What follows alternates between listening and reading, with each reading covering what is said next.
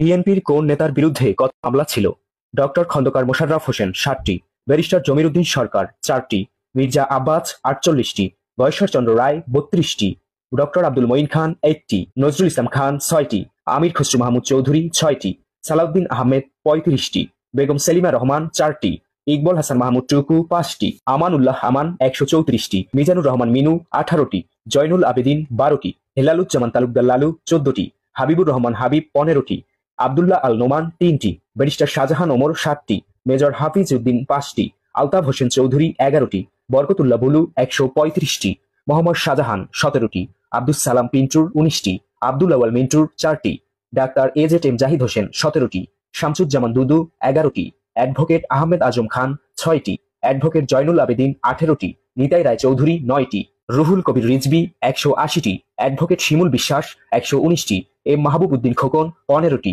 Advocate Mojibur Rahman Sarwar ১৪টি, Syed Moazzem Hossain Alal ২৫০টি, Khairul কবির খোকন ২১টি, হাবিব উন নবী খান সোহেল ৪৫১টি সর্বোচ্চ, ফজলুল হক মিলন ১৭টি, আব্দুস সালাম আজাদ ৪১টি, মাহবুবুর রহমান শামীম ৯টি, রুহুল কুদ্দুস তালুকদার দুলু ৪৭টি, নজরুল ইসলাম মঞ্জুর ১৯টি, আসাদুল হাবিব দুলু ১৪টি, সৈয়দ ইমরান সালেহ প্রিন্স ৩টি, অ্যাডভোকেট বিলকিস জাহান শিরিন ১৭টি, শামা ওবায়েদ ৫টি, শহীদ উদ্দিন চৌধুরী অ্যানি ৪৭টি, আজিজুল বারী হেলাল ১৭টি, আমিনুল হক ১৫টি, A B M Mosharraf Hossain ৯টি।